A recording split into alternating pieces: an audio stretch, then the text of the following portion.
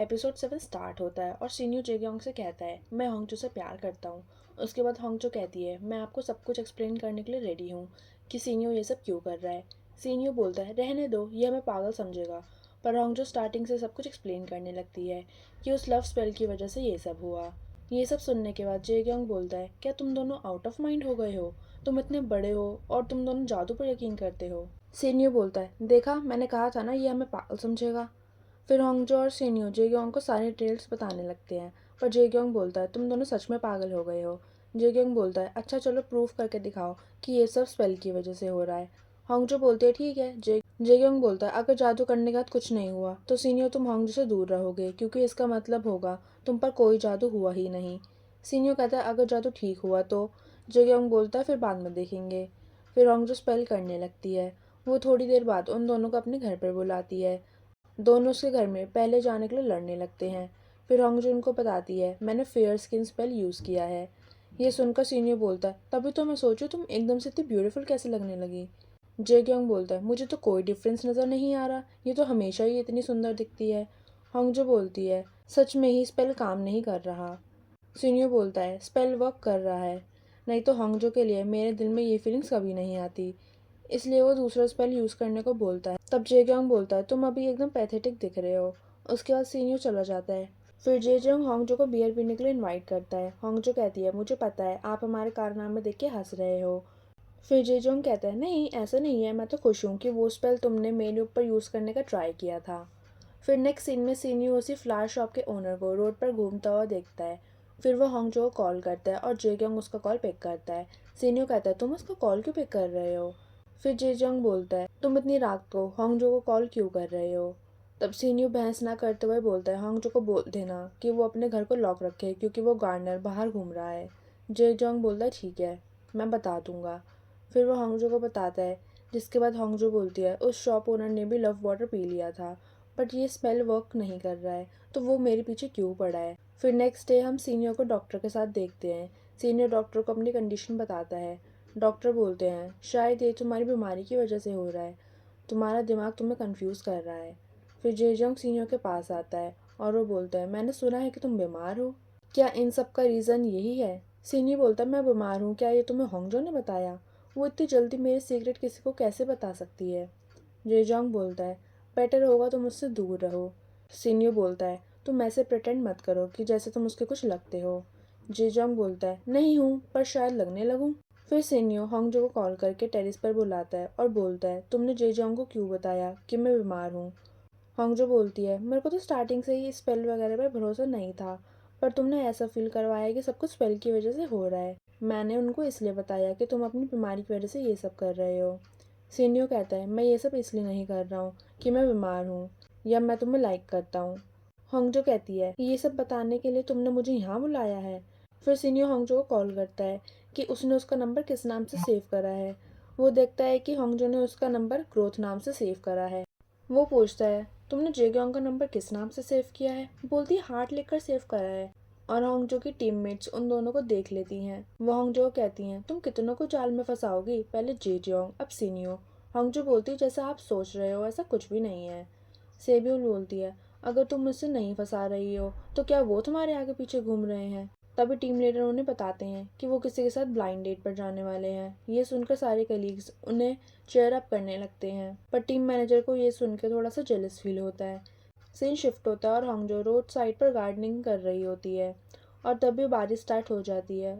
उसके पास वो flower shop का ओनर आता है अम्ब्रेला लेके। वो उसे बारिश के बचाने के बहाने उससे क्लोज हो जाता है। होंगजो उससे दूर होते हुए बोलती है तुम मेरे क्लोज मत आओ। होंगजो बोलती है तुम्हारा इस तरह का बिहेवियर मुझे बिल्कुल पसंद नहीं आ रहा, तुम मुझे अनकंफर्टेबल फील करवा रहे हो। नेक्स्ट सीन में नायोन सीनियो के कैबिन में जाती है और वो बोलती है इस वीकेंड हम आइलैंड चलते हैं। पर वहाँ सीनियो की जगह असिस्टेंट डायरेक्टर होता है और उसे पता चल जाता है कि सीनियो की फियांसे और मेयर की बेटी नायोन ही है। नेक्स्ट सीन में होंगजो सोचती है जब स्पेल वर्क ही नहीं कर रहा है तो फ्लावर शॉप का ओनर उसके पीछे क्यों पड़ा है। वो सीनियो के पुराने मैसेजेस देखकर खुश हो रही होती है। नेक्स्ट ऑफिस में होंगजो की टीममेट बताती है कि जो लड़की कुछ दिन पहले ही ज्वाइन हुई है वो शायद सीनियो को डेट कर रही है, पर अफसोस तुमने भी उसका दिल जीतने की कोशिश करी पर कुछ नहीं हुआ। फिर सीनियो उस फ्लावर शॉप के ओनर के पास जाता है और बोलता है तुम्हारी कंप्लेंट आई है कि तुम हमारी सिटी हॉल की फीमेल सर्वेंट को फिजिकली टच करते हो और मैं इसके अगेंस्ट तुम्हारे ऊपर केस कर सकता हूँ।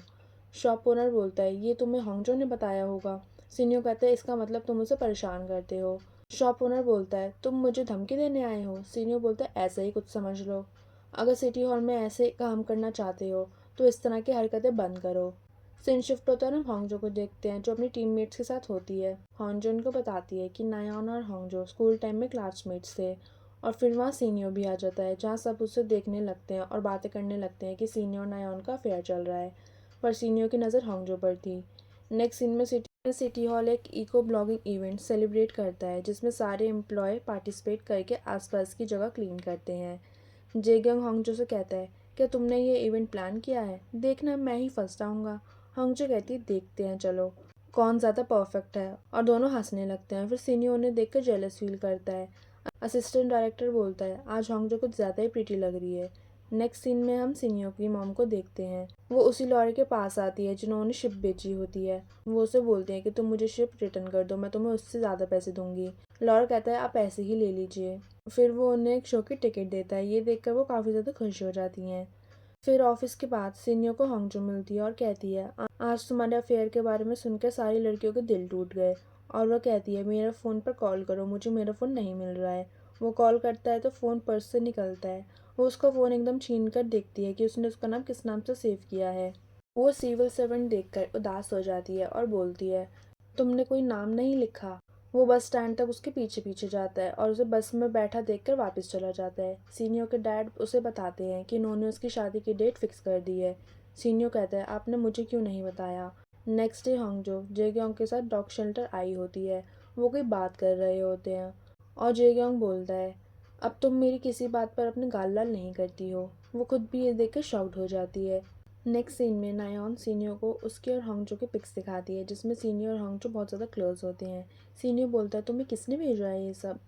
वो बोलती है, ये मैटर नहीं करता कि किसने सेंड किया है, तुम ये बताओ कि ये सब क्या चल रहा है। नेक्स्ट सीन में हम होंगजो को देखते हैं। होंगजो के पास नायोन का कॉल आता है। वो उसे घर के बाहर बुलाती है। जैसे ही होंगजो नायोन के पास जाती है, नायोन होंगजो को थप्पड़ मार देती है। नायोन बोलती है, मैं जिस लड़के के साथ रहती हूँ तुम उसी लड़के को मुझसे क्यों छीन लेती हो? होंगजो बोलती है, मुझे नहीं पता सीनियर ने तुमसे क्या कहा है, बट हमारे बीच कुछ भी नहीं है। नायोन उसे वॉर्न करके वहाँ से चली जाती है। फिर होंगजो सीनियर को कॉल करती है। फिर सीन शिफ्ट होता है और हम देखते हैं नायोन वांग कंस्ट्रक्शन के सीईओ के अपार्टमेंट में जाती है, जहाँ वो बोलता है, अगर सीनियर से परेशान हो तो उससे शादी ही क्यों कर रही हो। फिर हम उनको किस करता हुआ देखते हैं। इसका मतलब कि नायोन खुद भी सीनियर पर चीट कर रही होती है। फिर नेक्स्ट सीन में सीनियर होंगजो के पास आता है। होंगजो उसे वो वुडन बॉक्स वापस दे रही होती है। सीनियर बोलता है, अगर ये सामान तुम्हें नहीं चाहिए और तुम इससे परेशान हो तो तुम फेंक क्यों नहीं देती? होंगजो बोलती है, तुमने नायोन से क्या कहा है जो मुझे मेरे घर पे आकर थप्पड़ मार के गई है? तुमने उसे सच क्यों नहीं बताया? सीनियर कहता है, ये सच ही है कि मैं तुम्हें लाइक करता हूँ। होंगजो ये बोलते हुए जाने लगती है कि तुम सच में प्ले बॉय हो। तो सीनियर उसे रोकते हुए बोलता है, तुम यही चाहती हो ना कि मैं ऑनेस्ट बनूं, तो ठीक है। फिर वो उसे एकदम किस कर देता है और एपिसोड 7 यहीं पर एंड हो जाता है। सो फ्रेंड्स, अगर आपको आज की एक्सप्लेनेशन पसंद आई हो तो प्लीज़ वीडियो को लाइक करें और चैनल को सब्सक्राइब करें। आपसे दोबारा मिलेंगे इस ड्रामे के नेक्स्ट एपिसोड में। Bye bye.